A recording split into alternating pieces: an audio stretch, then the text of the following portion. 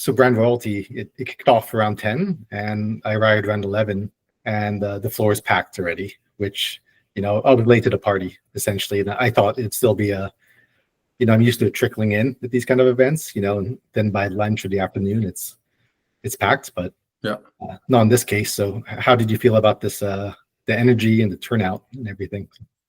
Yeah, I mean, so this one started at 11 though. Just wanted to clarify that, right? It was last year's that started at 10. This one started at 11. So, okay. But all good. I was worried between 11 and 12 though in the morning, like with the earlier start, it might be a little bit slow, but it was busy from the get-go. There were people there waiting as soon as the doors opened. And I was really surprised at the foot traffic we had between 11 and 12. I was really worried our vendors might be like, oh, here we go. They were busy from the start, and they were, hopping, and they were super happy with that. So, and then as we got into the afternoon, it just built from there. So, yeah, I was a little bit worried, but it ended up being okay, and I was happy with it. Oh, yeah, that's even better. Yeah, because it got kicked off right away then. Yeah, so right off the bat. That's awesome. And then also, it seemed like a lot of people closed it out as well. We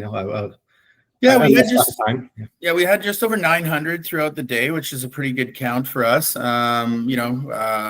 Especially with the quality of the guests that we had in the room. So, it's not always about the quantity of people. We could probably fill the room with a couple thousand or more if we wanted to, but we really want to make sure that we have the right clientele for our vendors and sponsors in the room. So we were very particular about curating that audience, and so 900 was a good number for us. And when I having spoke with most of the vendors and sponsors post event, they've been very happy with the quality of their conversations, the ROI, the leads, the new business, and all that kind of stuff that they've got from the event, which is essentially the most important piece, because that revenue is what really drives the event, is the sponsorship piece, and then the booth fees as well. So yeah, everyone had fun, and you're not going to have fun watching this on a live stream or reading articles. You got to be there. Yeah, no, it's more like a cocktail party than an expo, that's for sure. So I think that anybody who's been on the sidelines the last 2 years, for the first 2 years, is probably going to try and come out for year 3, because they've been missing out. Yeah, I definitely enjoyed some good drinks there. On that point. So good. And yeah, you touched on there about the vendors and sponsors, and from being on the grounds, I definitely found it easy to chat with people. I'm not a local, I didn't know anyone, but it felt like a friendly community in a way. Yeah, I think with the design of the event and the fact that we do the really tall drape, we do the open concept, we don't have dividers between the booths like you see in a lot of trade show expos, and the fact that every booth is bespoke, we don't give everybody a 6-foot table and 2 chairs like a lot of these shows where everything looks the same and it's just same old rinse and repeat. Every booth is so different because every booth is crafted individually. So I think the nature of the show with the design, the aesthetics and whatever makes it more welcoming, makes it more approachable in terms of the vendors and the guests. I encourage a lot of my vendors, or most of them, to actually not even have chairs as much as cocktail tables and things like that, so that you're standing up. It's more of a social thing. You're more approachable rather than a kind of a sit-down table kind of arrangement, which I find is less approachable and kind of more the traditional route that these trade shows and expos go. We want to rip that apart and make more of like a standing reception than we do a sort of a sit-down trade show. Yeah, that's interesting. I guess it felt natural, and I was there, I guess, That's the idea, yeah. Especially be chatting with people, like if it was that conventional sense, you either, I don't know if you've been to a trade show or expo before where it's just rows and rows of booths with dividers, and there's a table and chairs, and people are sitting there kind of looking grumpy, counting down the time. Are you going to want to go have a conversation with them? No, they might not even want to talk to you. They might just be put there by their employer too. So, we kind of want to blow that apart and create something that's more open so that people are excited for you to come to their booth, and you don't feel uncomfortable coming up or feeling like you're going to be sold. Like, it's just like, that's the biggest thing is you just want to have a conversation that builds trust and builds relationships, because at the end of the day, that's what actually leads to business and sales. It's not pitching your product or service right off the bat.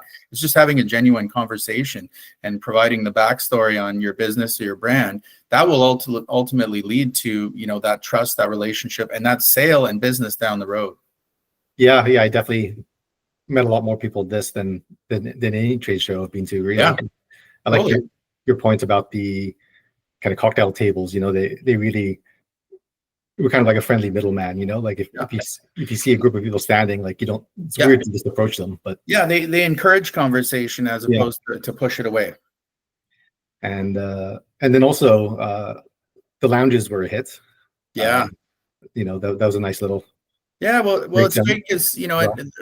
it's not like a regular event where you just rent furniture to bring in and you put it here. These are actually companies and brands that want to exhibit and be here, and we're able to integrate it and use it as part of the event. So we had Luxome Interiors, Thomas and Birch, Mo's Home Collection, and Trend Decor each put together sort of a furniture vignette setting, lounge setting that guests could use and, you know, take a break at, have a conversation, maybe sit down for a cocktail or something like that. So not only did they get to exhibit and showcase, but it helped us with creating that cool experience, that cool vibe for the event.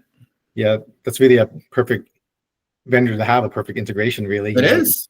It is, because it'd probably be something I'd want to rent anyways. But when you can actually put the brands in there with products that they actually have for sale, and people can see, feel, touch, and use them, then it makes a lot of sense. Yeah, it's a real good trial run, you know, like, Yeah, you really get that, totally.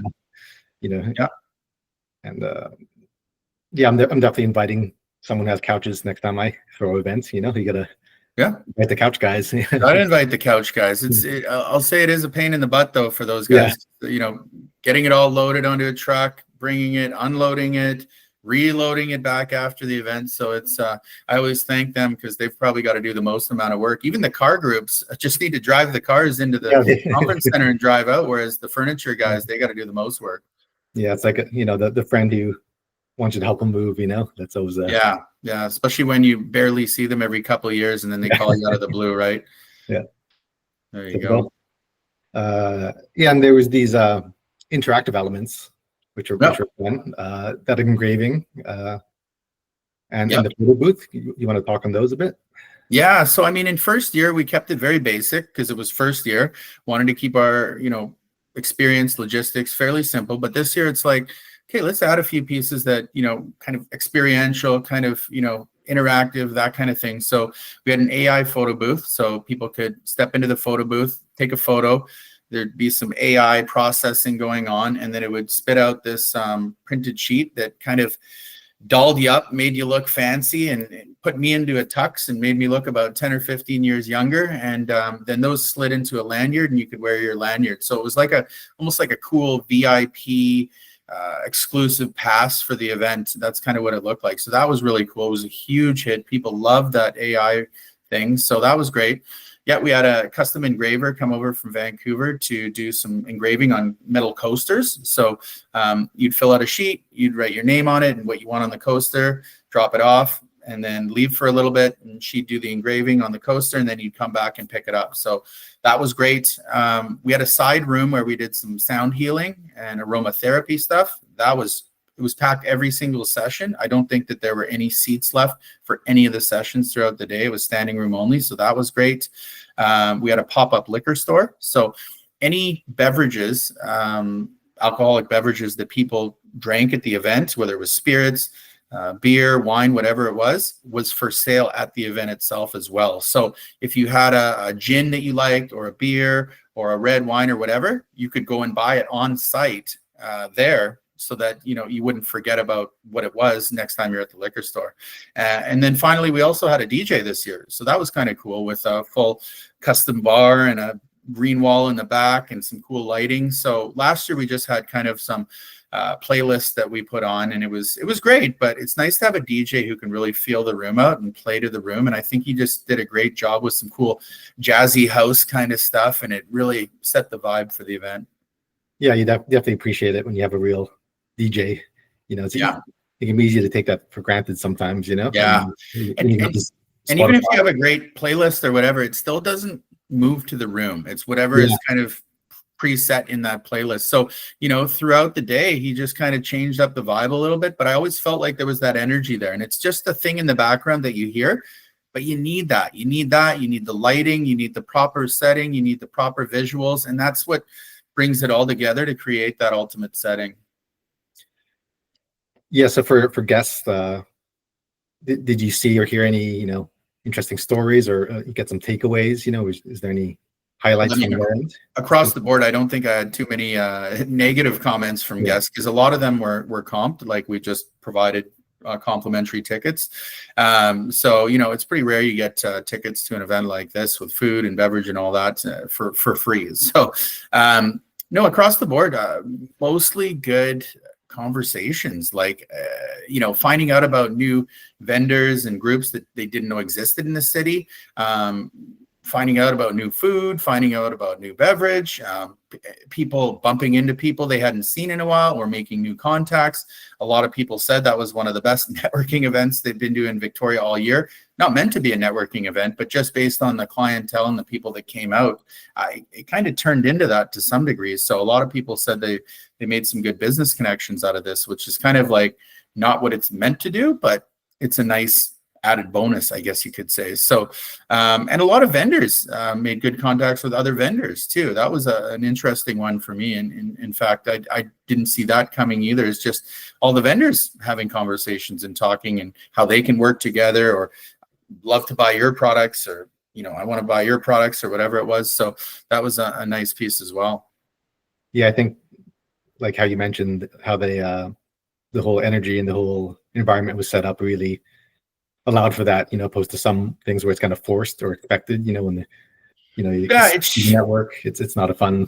Yeah, I just find a lot of these trade show networking events are very artificial, and they're very, I don't know, cheesy, slimy, and I don't know. I don't get a good vibe from them. But I know when I go to a party or a high-end event, and you've got your guard down, you're there just to mostly have food and drink and to have conversation.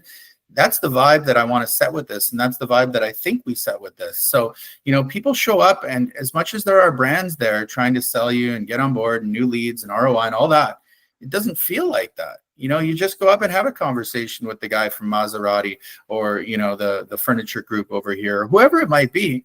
You're just having a conversation. And I think the people that are selling at the event, the booths, know the vibe of the room. They're not really hard selling. They're giving product information, background, specs, stories, details, and whatever. But they know that the people there are highly educated people, and they don't want to be sold with a hard sell right there. It's just have a conversation, and they'll let you know if they're interested. Yeah, I think the curation of all the vendors, it was all top shelf stuff. Yep. So it definitely helped sell itself. There was no one was struggling to convince people that it was good stuff. Yeah, no, it was great brands across the board, and great brands are going to bring great people out as well who know what they're talking about. So I think that was a really important piece, is product knowledge. None of the groups just kind of brought a salesperson in from the outside to man their booth. They were all genuine people. A lot of them were the company owners or managers or high-level executive or whatnot, so they could really speak to the product or service. So it's so nice when you can hear all the background details, stories, and the inspiration behind this stuff from the source. Yeah, I recall that the distillery. Sorry, I can't remember the name, but yeah, Sweetwater Distilling. They're out of Salt Spring. Yeah, it was nice talking to them, and getting to try that and see their story. That's one that stuck out to me, with where the people behind it were there. Yeah, no, definitely. And can you think of any highlights of yourself from the day, like any fun things that happened, your actions, or it's all fun? Yeah, there's lots, but as you can imagine, being somebody in the background that's really putting the event together, my mind was more on the logistics and production side of things. But I did get a chance to try some of the food, try some of the drink, have some great conversations with people. I think one thing that kind of sticks out for me that kind of, sweep under the rug, but it's very important, is the BC Cancer element. So this year, haven't publicly announced it yet, but we will be soon, that we'll be donating $6,000 from the event to BC Cancer. So there's a notable donation to BC Cancer from a second-year event that, you know, is just starting to grow. So they were very happy with their integration and participation. I'll be meeting with them next week to kind of wrap up and formalize everything, but they were very happy with their booth and their you know, exposure and what we did with them. So they'll be a great partner going forward with us. And I think that that's got to be highlighted, because it's not just about the luxury brands and money and all this stuff. It's got to be about community. It's got to be about giving back. It's got to be about charity. And I think that we hit the mark with that one. So that was kind of something that doesn't come to the forefront, but I think is very important to bring up. Yeah, that's really nice. You know, it was a fun day, and you raised a nice amount. You know. Yeah, no, definitely. And yeah, on that, how about your, you know, you want to talk about your team a bit? You mentioned the logistics, and you know, there's quite a lot going on. You know, if you want. Yeah, no, for sure. You know, it takes a city, they say, right? So, you know, I rely heavily on my team as well as my suppliers as well. You know, in particular for this event. You know, Decorate Victoria is a big partner. They did all the drape, they did all the linens, they did all the plants and a lot of the decor pieces, the drape tunnel, things like that. So they're a very big focal point. And then another company called DL Sound, they do all my sound and lighting. So, you know, any of the sound, any of the lights around the room, the towers with the moving heads and stuff like that, they take care of. So those are really the two biggest partners and players and key groups that really help bring that experience together. But you know, I have Steph on my team at Brink Events, as well as a bunch of contractors and volunteers that helped out with the setup and the teardown and the day of itself, in terms of, you know, registration, some of the glassware stuff, and a few of the other pieces that make the event happen. And we were thankful that we got some volunteers from BC Cancer that came out as well, to help us with the experience. So very grateful for that component as well. And they came on as part of our team, and they had a great time, which I think is very important, is making sure your volunteers are having a good time and they don't feel like unpaid labor, which I think is what you don't want. Yeah, and I guess also on the venue, if you want to speak on that a bit, it was a great location. You know, it was nice to see downtown Victoria. I haven't been there in a decade or so. Yeah, I've worked with the Victoria Conference Center multiple times a year, typically, and for this event, I think it's probably the best and maybe the only room that can really work, because at the end of the day, getting cars in and out of there is super easy because it's ground level. And so that was a major piece of that and why we use that room. But it's also a very large room. It's a nice room. It's kind of a blank canvas, so you can do whatever you want with it, and you can turn it this way or that way. And their team there at the VCC are very good too, and they treat us very well, and they're very easy to work with, and we'd like to consider us easy to work with as well. But yeah, no, we get along with them great. So it's just a seamless process. It was very, very straightforward planning with them this year. We just kept them in the loop on everything. They asked questions when they needed, and next thing you know, the event came together, you know, late May there. Great. And one thought I had was, you know, you featured a lot of local luxury from Victoria and the mainland, and how do you see local fit factoring into luxury, you know, with elbows up and everything, you know, like people are looking close to home? Yeah, no, I think people are surprised. You know, there's a lot of local luxury that I think people don't know about, and part of this event is exposing that. You know, there's all these different verticals and niches and areas where, you know, there's these hidden gems of companies that you just don't know about, that hopefully an event like this brings to the spotlight. And again, they don't have to be American companies or, you know, other companies, from other countries that, you know, you might not want to support, or you might want to support Canadian alone. But there's definitely a lot of companies out there that, you know, I didn't even necessarily know of that wanted to jump on board with this event. And I think there's still more to be exposed and to bring to the spotlight there. So this event is really about, you're going to know a lot of the companies in the room. You're not going to know all of them.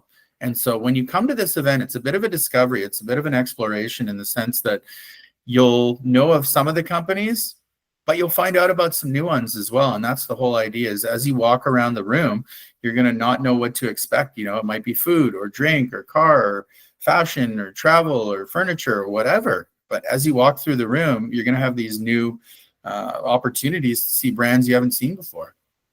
Yeah, I definitely felt that. And then, in the coming events and years, it's going to be more of a journey, more of a Exactly. exploration you were saying. I'm looking forward to that. Totally.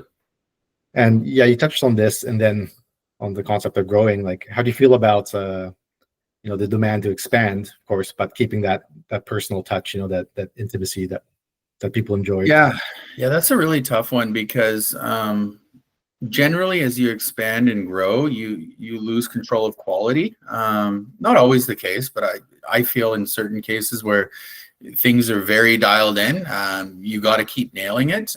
So for an event like this, it was a high touch event for myself. I dealt with every supplier and sponsor individually.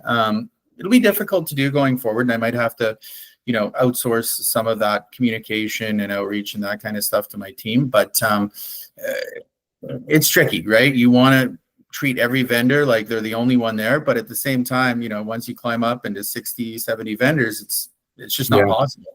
So I'm going to come up with better systems for next year in terms of onboarding. Might look at a full-blown software system, like there's some Expo trade show software out there that you can use that might facilitate. But again, I got to make sure that it makes sense and it's good for this event rather than just going with whatever. Right now, we just have our own systems and spreadsheets and documents we use, but it's just not going to be feasible to use those. I think we're going to have to move with a system. So, and that'll allow us more time to focus on, the experience, the design, the higher level stuff that we need to be focusing in on. And I think that that's the most important stuff, because every year we want to make it different. We want to take the good things that we've done this year and do more of that. We want to take the things that could be slightly better and obviously improve on them. But we had a totally different layout this year and room design than first year. Next year will be even different.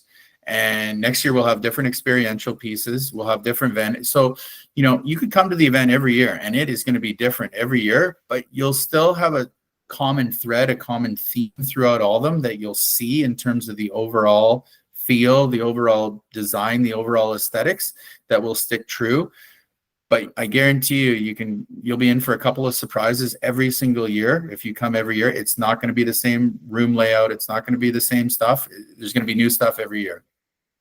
Great. Yeah. And so can you share anything you have brewing for next year or later this year? Not really. I mean, I just want to give this one, I've got a little bit of a 2025 event hangover at this point. So I'm just letting that kind of wear off. So I will say I'm already starting to put some thought towards the design of the room though, and how that's going to work with the draping, the cars, the orientation and that kind of stuff. So, and maybe even some colors, maybe even some theme stuff. I've got some ideas in my head that I'm working with. Won't go into detail because I don't know exactly what I want to do, and it's better off to be a surprise for everyone anyways. So, but again, people can guarantee that when they come in, walk in the door next year, it's going to be different. It's going to feel different, but still going to be the same feel, the same vibe. Yeah, on that, were there any challenges this year or stories like that you want to share or, or learning? Really, I mean, just in the background, the biggest challenge is still just the financial piece. I think, as most people know, starting a new event that you produce yourself, your first couple of years are, very difficult and financially difficult as well, because you haven't built a name yet and your costs are high and whatnot. And so this year, costs were tricky to work around. We did okay with the event, but not where we wanted to be. But the hope is, year 3 might be a turning year, and then year 4 and 5, it really starts to make a little bit more sense. So that was kind of one challenge for us. But other than that, I mean, nothing major. I mean, I don't think from any vendor, sponsor, or guest, I heard any major concerns. They were all like, oh, this might be a small thing I'll add, or I thought I should just tell you this, even though it's not a big deal. Like, everything is just small suggestions, because I think we were so meticulous in our planning and nailed almost everything that, there's only small things that we can do better, incremental change, which is good. That means we hopefully did a good job on the planning. So. And what type of vendors or sponsors would you look at, to bring into the whole brand royalty fold? Yeah, I mean, this year we were super low, or in this case didn't even have any jewelry, for example. I approached a few groups, but just didn't work with dates and timing and budgeting and all that. I want to incorporate some yachts in future years. Obviously, that's difficult with the space we've got, but we might do a satellite space down on the inner harbor with maybe a yacht. I think that would be pretty cool. Probably a little bit more on the cars side, maybe a bit more on the fashion side. I mean, when you think of luxury, what do you think of? You typically think of cars and fashion and jewelry and fine dining and whiskey and wine and all these kinds of things. So we definitely want to make sure that those brands and verticals are hit across the board. But there's luxury in every industry, right? There's luxury in real estate, there's luxury in travel, there's luxury in just everything across the board. So I think there's the most obvious ones that I just named, but across the board, there's high-end products and services in every vertical and industry, and those are the companies and brands that we want to bring to the forefront. Yeah, and you mentioned earlier these kind of surprises, like there's so many kind of artisan makers and kind of smaller brands that are that fit that category, that are yeah, we had a couple of art groups this year. We didn't have any in year one, so we had some mini sort of pop-up art galleries at the event, which was super cool, and people really liked those. So it's just about adding all these different facets to the event, these different textures, these different products and services. So you walk around the corner, you just don't know what you're going to see. You don't know what to expect, right? It could be a car, could be food, could be a cocktail, could be fashion, could be something else. But that's what the fun in this event is, and we don't really talk too much about the experience, the layout, where everybody's going ahead of time. We wait till you get there and just kind of walk around, explore, and discover. That's the whole idea behind it, is we kind of almost hold back on giving you what the room's going to look like and the whole layout ahead of time, so that you can find out once you get there. Yeah, do you have anything to share, future looking about brand royalty? You kind of touched on it. We can kind of not really. I mean, I'm very excited about the event. I think, I don't think this year could have gone much better from an experience piece, both for guests and sponsors and vendors. So everybody was happy, and I've done a lot of surveys, debriefs, and all that with these different groups. And so I'm pretty confident next year will be sold out. Let's, knock on wood for that. And then, once it gets sold out and we've got that demand there, then it's less of a focus on bringing in groups and more of a focus on the experience, the design. Maybe we'll add a VIP component to the event next year. There have been a few things thrown around that I think really could be cool, but you got to have the time, the cycles, the resources to be able to do these. And in your first year or two, you're really just figuring out what works generally, and then you start to dial things in with every year going forward. So got some great ideas, especially on new experiential pieces as well. So that's exciting going forward. And then we're also going to look at other markets. I think Vancouver would be the first, but beyond that, there's lots of opportunity throughout Canada and other markets, and even beyond. I think, with an event like this that's so unique, there's nothing really like it out there. I think the sky's the limit with where we can expand to. So, and then as soon as you hit the big cities, now all of a sudden you've got a whole whack of different luxury brands that you can focus on that Victoria just doesn't have. So it's exciting. It's a lot of work. It's not as glamorous as people think. It's a lot of spreadsheets and checklists and emails and all that kind of stuff. But I think once it all comes together, it's a pretty amazing thing. Yeah, I'm definitely excited, as a attendee, and I'm sure the vendors, sound like they'd be excited as well. Totally. Yeah, they all loved it. Yeah. And was there anything else I missed you might want to touch on? Or I think that's it for the most part. I appreciate you being there and joining for the event. It was good to have you kind of supporting the event. So I appreciate Luxury BC coming out for that. And I don't know, I look forward to working with you guys and partnering on other things going forward. Yeah, definitely looking forward to more brand royalty and see how this all develops. And be great. Okay, awesome. Thanks.